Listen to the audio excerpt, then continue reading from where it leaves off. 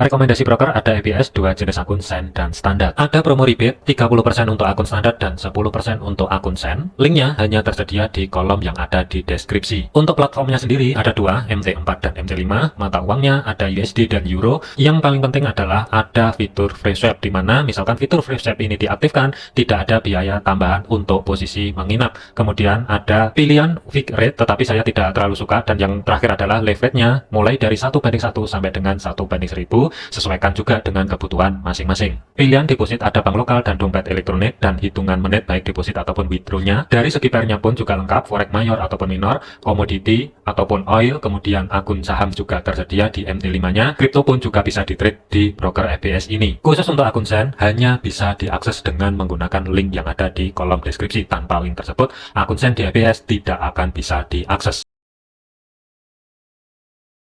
Assalamualaikum warahmatullahi wabarakatuh. Selamat datang di channel Efek Jurnal Target. Baik rekan-rekan semua, di video kali ini update outlook untuk 1 minggu ke depan dari segi gold dan Bitcoin ya, diperuntukkan nanti tanggal 7 sampai dengan tanggal 11 April 2025. Untuk fundamentalnya sendiri itu agak sepi. Hari Senin ataupun hari Selasa dari segi Amerika itu kosong, kemudian hari Rabu itu juga kosong. NZD itu ada keputusan atau suku bunga ya, diperkirakan sih ada pemangkasan sebesar 25 basis point.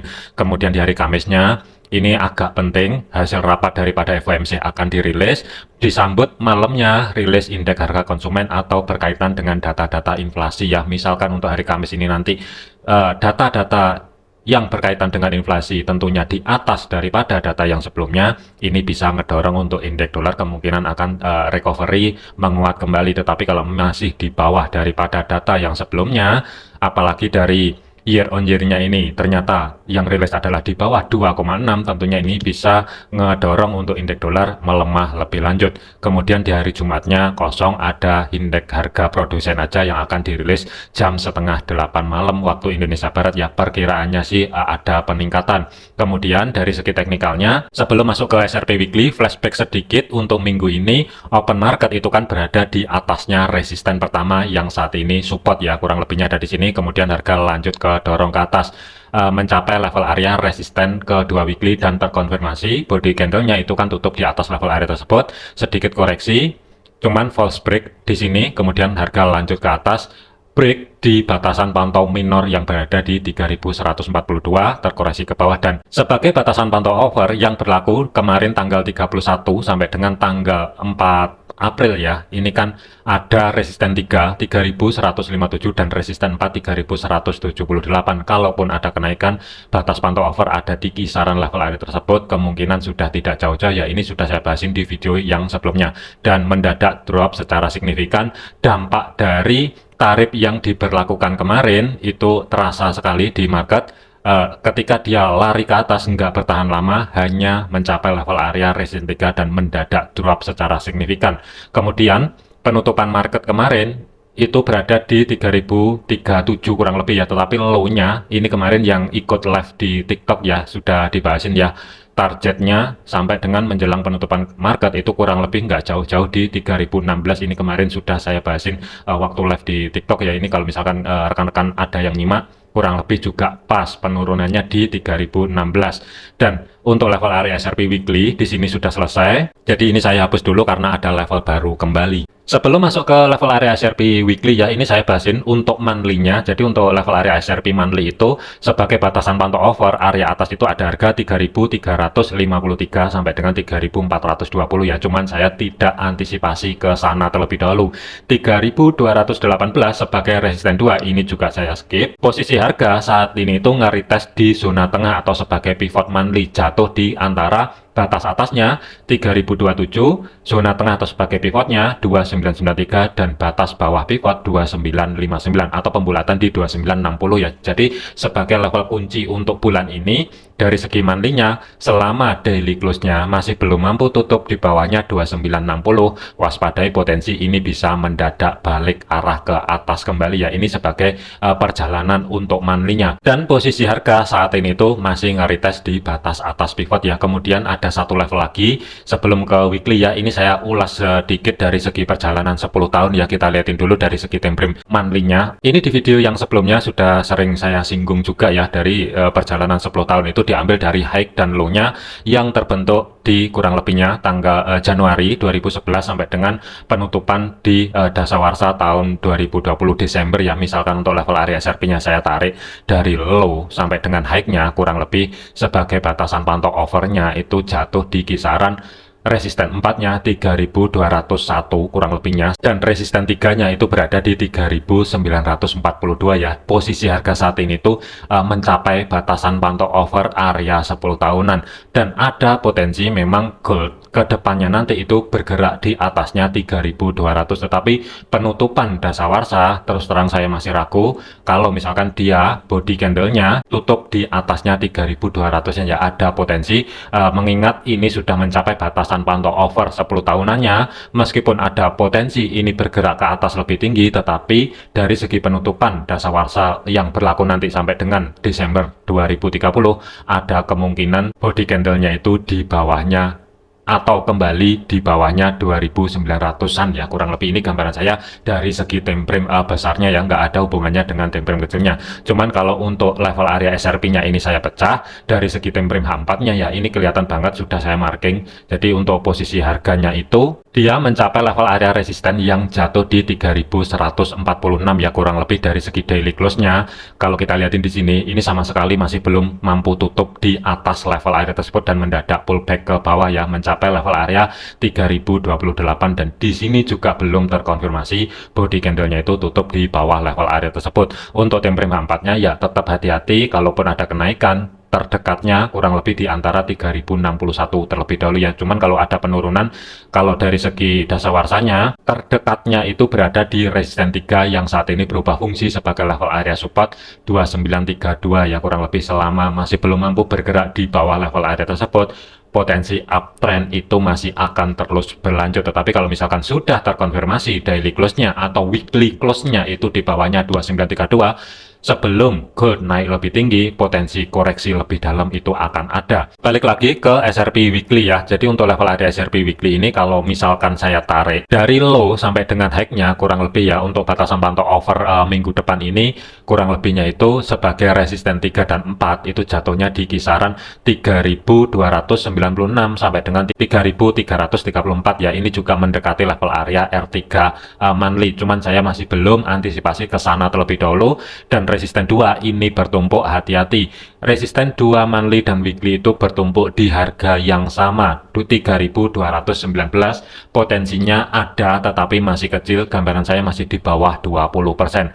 Untuk saat ini atau penutupan market kemarin, kalau kita lihatin dari segi time frame H4-nya, gold itu berada di bawahnya support pertama weekly yang saat ini berubah fungsi sebagai level area resisten terdekat 3040 ya. Kalau misalkan saya zoom, ini kelihatan banget candle hijaunya ini, spek atau ekornya atas ini sama sekali tidak mampu di atas level area tersebut ya. Jadi pas di antara kedua level area tersebut, dan penutupannya itu berada di 3037 ya sebagai batasan pantau overnya. Sementara kalaupun ada kenaikan satu minggu ke depan, fokusnya adalah kurang lebih di antara 3142 kembali sampai dengan 3168 terlebih dahulu. Ini kalaupun gold mampu naik kembali ke atas, dan hati-hati di zona tengah atau sebagai pivotnya yang jatuh di kisaran 3091 dengan batas atas pivotnya berada di 3110, batas bawahnya 3072 atau zona yang saya blok abu-abu di sini. Awas padai, selama level kunci untuk minggu ke depannya ini selama 3110 masih belum dijebol ke atas,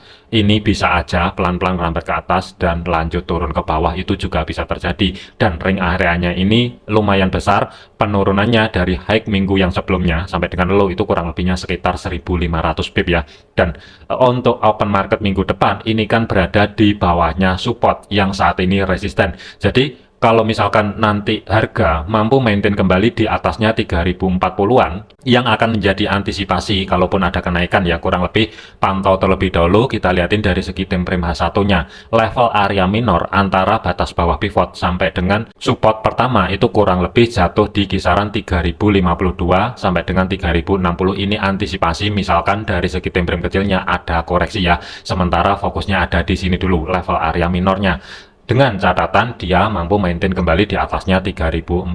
Tetapi kalau misalkan gagal, hati-hati, history low di minggu yang sebelumnya kurang lebih kan berada di 3016. Ini saya rapikan dulu. Jadi kalau misalkan untuk minggu depan ini ternyata open market langsung break atau bergerak di bawahnya 3016, ada beberapa level area antisipasi yang mesti dijadikan untuk zona pantau ya.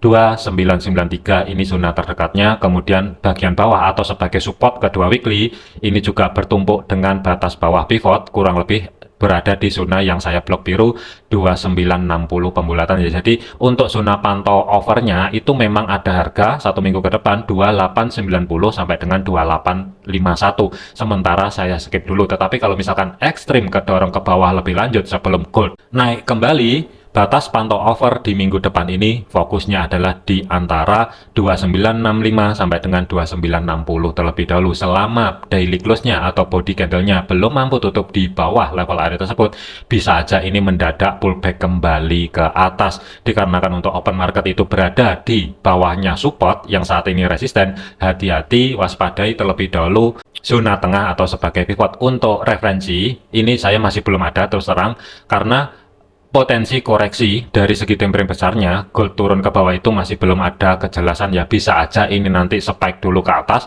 lanjut turun ke bawah untuk koreksi, baru pelan-pelan merambat ke atas kembali, itu juga bisa terjadi. Jadi volatility ini tinggi, didominasi dari tarif yang diberlakukan Presiden Donald Trump kemarin ya. Ini juga sudah saya bahasin, hati-hati dalam waktu 48 jam setelah diberlakukannya tarif, bisa aja mendadak putar balik untuk arah market ya, dan kejadian di kemarin ini. Jadi tetap waspadai, kalaupun ada kenaikan ataupun ada penurunan kemungkinan nggak akan bertahan lama, ujung-ujungnya bisa aja gold balik lagi ke zona tengah ya. Sebagai kesimpulannya untuk gold satu minggu ke depan, saya lebih prepare mending saya netral dulu. Tetapi kalau misalkan day trade-nya bisa dimanfaatkan untuk cari ancang-ancang setup buy, kunci terdekatnya 3041 di sini. Misalkan mampu maintain di atas level area tersebut, day trade kemungkinan akan ada planning buy. Tetapi kalau misalkan kedorong ke bawah dulu untuk open market di sesi Asia besok hari Senin ini, selama masih belum kehilangan 3016, tinggal tunggu konfirmasi pembalikan arah untuk cari ancang-ancang setup buy.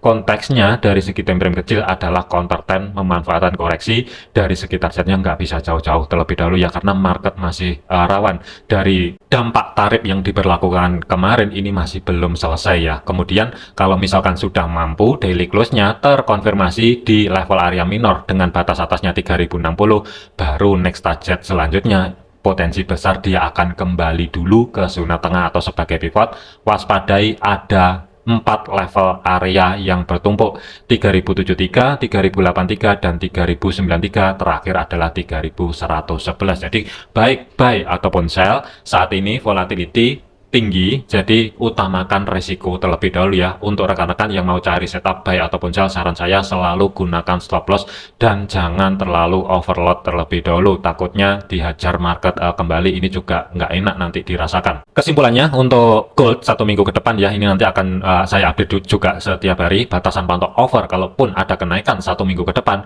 Sementara jangan jauh-jauh terlebih dahulu, 3143 atau 42 sampai dengan 3168 terlebih dahulu. Waspadai zona tengah atau sebagai pivotnya, sebagai level area minor jatuh di kisaran blok merah, ada harga 3052 dan 3060. Syarat untuk harga naik kembali menuju ke area pivot, minimal H4 atau idealnya daily close-nya misalkan sudah mampu tutup di atasnya 3060, baru ada peluang besar dia akan lanjut ke zona tengah atau sebagai pivot terlebih dahulu ya. Tetapi kalau misalkan bertahan ya waspadai aja, ada potensi bisa muter balik ke bawah dulu agak dalam, baru nanti pelan-pelan ngerambat ke atas ke area zona tengah atau sebagai pivot. Kemudian level kunci time frame pendeknya 3041, kalau misalkan mampu maintain di atas level area tersebut ya ada potensi zona minor di sini akan dicapai. Tetapi kalau misalkan gagal dan di sesi hari Senin misalkan kehilangan sebagai level kunci bawahnya 3016 misalkan di break, dua level area bagian bawah yang mesti dihati-hati, 2993, 2965 sampai dengan 2960, ini yang akan menjadi zona pantaunya ya. Untuk swingnya sebenarnya saya masih ngincarin setup buy, tetapi akan saya pantau dulu untuk minggu depan ini mampu atau tidak, atau ada kesempatan atau tidaknya nanti di market ya kedorong ke bawah di antara dua level area yang ada di sini. Misalkan ada kesempatan ya tinggal tunggu konfirmasi pembalikan arah di antara dua level area tersebut. Misalkan ada, cari ancang-ancang setup buy dengan targetnya adalah di zona tengah atau sebagai pivot. Untuk day trade-nya kemungkinan akan ada planning buy ataupun sell tergantung kondisi market nanti ya. Pantau aja di level-level area SRP penting di sini dan sesuaikan juga dengan analisa masing-masing. Selanjutnya adalah untuk Bitcoin. Pergerakan untuk Bitcoin minggu ini juga break up breakdown ya. Ini cepat banget. Ini juga kena dampaknya dari tarif yang diberlakukan kemarin. Posisi harga saat ini itu dia di tengah-tengah ya. Untuk di video yang sebelumnya kemarin juga sudah saya bahasin. Selama Bitcoin minggu ini masih belum mampu keluar di antara zona blok hijau dan zona yang blok oranye, waspadai potensi kemungkinan belum ada tren untuk minggu tersebut ya. Dan ini juga kejadian baik kenaikan ataupun penurunannya, harga ini tidak bertahan lama, ujung-ujungnya balik lagi ke tengah.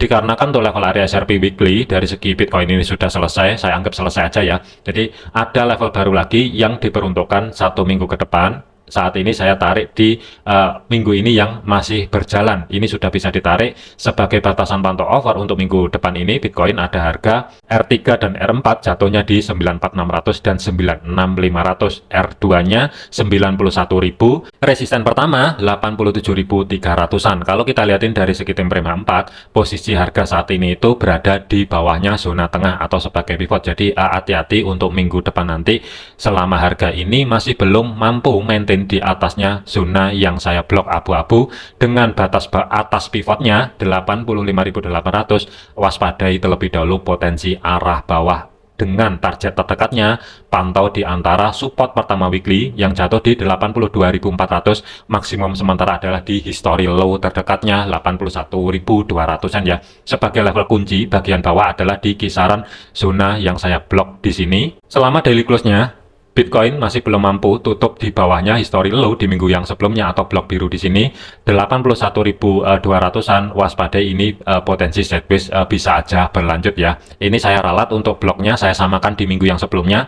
Bagian bawah adalah oranye, kemudian bagian atas di sini adalah saya rubah ke hijau. Jadi untuk kuncinya masih tetap untuk 1 minggu ke depan nanti selama Bitcoin masih bergerak di antara ring blok hijau di sini dan blok bagian bawah di sini, kemungkinan masih belum ada tren. Untuk zona tengah atau sebagai pivotnya jatuh di 84.800, kunci kenaikannya berada di kisaran 85.800. Misalkan daily close-nya sudah mampu tutup di atas level area tersebut, baru ada peluang kemungkinan Bitcoin akan mengerjakan level area resisten terlebih dahulu. Target terdekatnya 87.300-an, maksimum target untuk 1 minggu ke depan kurang lebih di kisaran sedikit di bawahnya 91.000. Tetapi kalaupun Bitcoin ada kenaikan dan ternyata ke reject di batas atas pivot sebagai level kuncinya bergerak balik ke bawah, hati-hati pantau di antara zona yang saya blok oranye di sini. Zona pantau over 1 minggu ke depan itu jatuhnya kalau menurut saya kemungkinan masih belum jauh-jauh di kisaran 79.000 pembulatan ya, atau sebagai support 2-nya 78.800-an. Jadi ada kecenderungan kemungkinan sideways dari Bitcoin akan terus berlanjut, baik planning buy ataupun planning sell ya. Kalau misalkan rekan-rekan mau cari entry posisi, usahakan sedekat mungkin pantau terlebih dahulu antara blok oranye dan blok hijau bagian atas, cari konfirmasi pembalikan arah. Kalau misalkan ada, baru bisa dimanfaatkan, baik cari ancang-ancang buy ataupun cari ancang-ancang sell. Tentunya sih ini lebih ideal untuk menekan resiko ya. Jadi kalau misalkan saya gambar untuk planningnya, bisa aja buy, bisa aja sell, tergantung harga ini nanti akan kemana terlebih dahulu. Kalau misalkan ke bawah terlebih dahulu dan daily close-nya masih belum mampu tutup di bawahnya 81.200-an, tinggal tunggu pembalikan arah, bergerak balik di atasnya support pertama weekly, kemungkinan referensi buy seperti minggu yang lalu akan ada lagi. Dari segi targetnya, resisten pertama. Nanti kalau misalkan harga kedorong ke atas, kunci utamanya itu berada di history high minggu yang sebelumnya 88.500-an selama daily close-nya belum mampu tutup di atas level area tersebut. Kalau mau cari ancang-ancang setup balik untuk sell-nya ya, setidaknya cari konfirmasi pembalikan arah berada di bawahnya resisten pertama. Dari segi targetnya balik lagi ke support, ini juga bisa dimanfaatkan dan sesuaikan juga dengan planning ataupun analisa masing-masing ya. Jadikan video ini hanya sebatas referensi, jangan dijadikan sebagai patokan ataupun sinyal. Segala keputusan risiko menjadi tanggung jawab masing-masing. Jangan overload, jangan overtrade, tetap disiplin. Terima kasih, sampai jumpa di video yang selanjutnya. Wassalamualaikum warahmatullahi wabarakatuh.